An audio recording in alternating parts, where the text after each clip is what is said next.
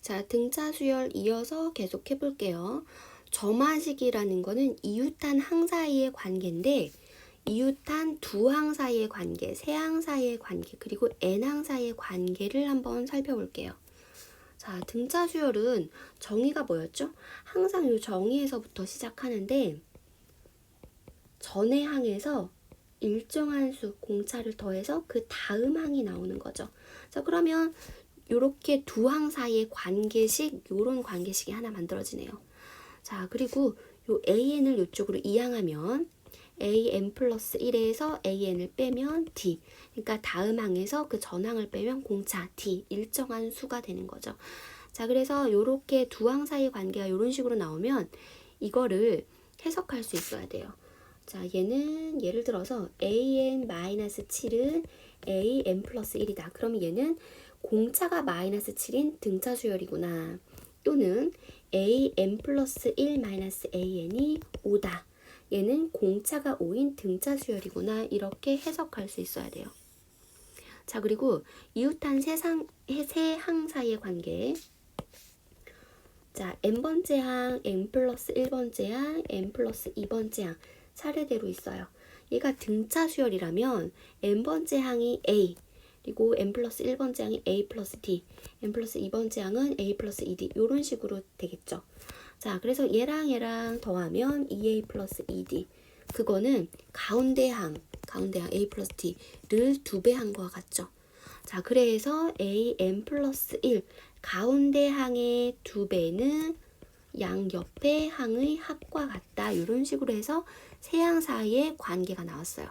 그랬을 때 요 가운데 항을 등차 중간에 있는 항, 중항이라고 한대요. 자, 그러면 마찬가지로 세 수가 등차 수열을 이룬다. 그러면 가운데 수의 2배는 양옆의 수의 합과 같다. 이런 식으로 이제 우리가 식을 쓸 수 있고, 저 가우스가 등차 수열의 합을 어떤 식으로 해서 발견을 했죠? 첫 번째 항과 맨 끝번째 항의 합과 두 번째 항과 끝에서 두 번째 항의 합, 세 번째 항과 끝에서 세 번째 항의 합의 합이 전부 다 같다는 성질을 이용해서 구했었죠. 자, 그래서 마찬가지로 등차 수열을 이루는 수들이다. 그러면 더한 거는 더한 거는 더한 거는 더한 거다. 이런 식으로 식이 전개될 거예요. 자, 그래서 우리가 등차 중항, 이제 세수의 관계, 얘가 등차 수열을 이룰 때 이렇게 합한 거는 이거는 하나잖아요.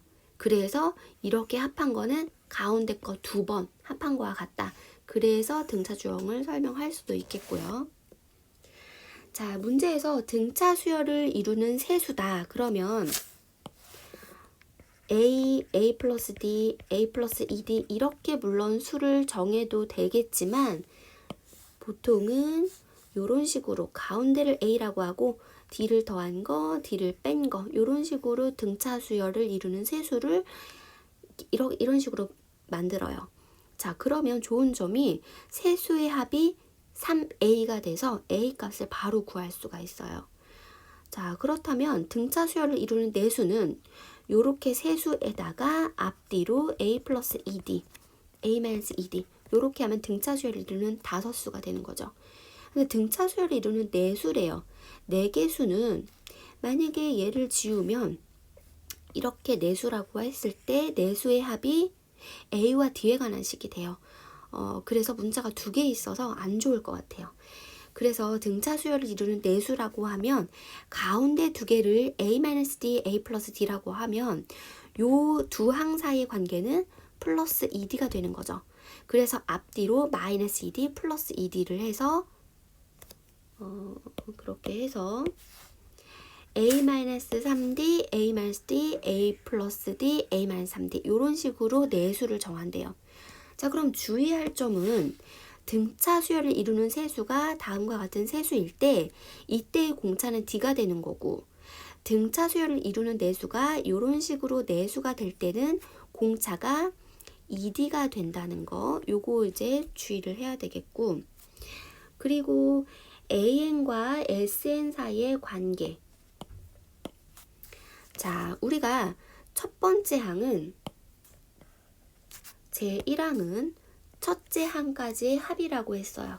자, 그래서 첫째 항은 첫째 항까지 합과 같다. 그래서 S1과 AN과의 관계가 나왔고, n번째 항은, 자, SN을 한번 해볼게요. 자, 등차 수열을 이루는 수열. A1, A2, A3 이런 식으로 해서 AN, 그리고 AN 플러스 1 요런 식의, 그리고 AN 마이너스 1 요렇게 수가 나열되어 있다고 해볼게요. 자, 그러면 이렇게 AN번째 항까지 합을 SN이라고 한다면 요렇게 AN-1번째 항까지 합을 SN-1이라고 할 수 있죠. 자, 그러면 SN에서 SN-1을 빼면 지금 AN 요렇게 나오는 거를 알 수 있어요. 자, 그래서 SN에서 SN-1을 빼면 AN이다. N이 2보다 크거나 같을 때 이 N자리에 2 이상의 수를 넣어서 SN 공식을 알면 일반항을 구할 수 있겠어요. 자, 근데 우리는 이 식을 이용하기보다 SN과 AN의 이런 식 구조를 알고 있죠. 이런 식 구조를 알고 있어서 굳이 뭐 이렇게 구하지 않고 우리는 구했었는데, 자, 예를 한번 들어볼게요.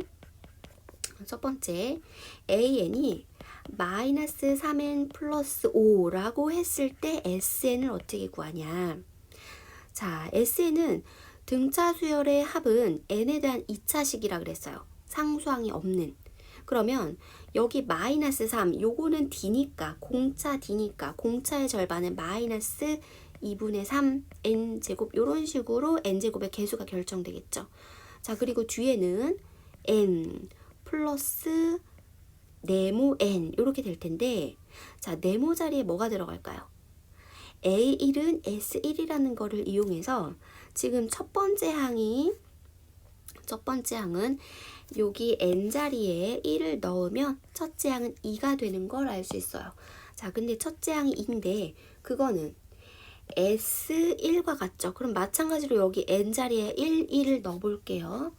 자, 그러면 마이너스 2분의 3 플러스 네모 이렇게 되겠죠. 자, 그러면 요 네모는 2분의 4 플러스 2분의 3 해서 2분의 7 이렇게 돼요. 2분의 7. 우리가 식의 구조를 알고 있기 때문에 이렇게 구할 수 있어요. 그러면 두 번째, 예를 들어서 SN이 2n 제곱 마이너스 5n이라고 해볼게요. 자, 요 SN 식의 구조를 보고 우리는 등차 수열의 합 공식인 거를 알 수 있어요. 이 공식을 보고 등차 수열의 일반항을 한번 구해볼게요. 자, 요 2라는 거는 공차의 절반이잖아요. 그러면 공차는 4가 되고 등차 수열의 일반항은 공차 n 그리고 상수항 이렇게 되는 거죠. 자, 이 상수항은 어떻게 하죠? S1은 A1이라는 걸 이용하면 S1은 지금 n자리에 1을 넣으면 마이너스 3 그래서 마이너스 3이 첫째 항이고, 그 첫째 항은 AN 공식에다 n자리에 1을 넣어요. 그러면 4 플러스 네모 이렇게 되죠. 그럼 네모가 얼마예요? 마이너스 7 이렇게 되네요.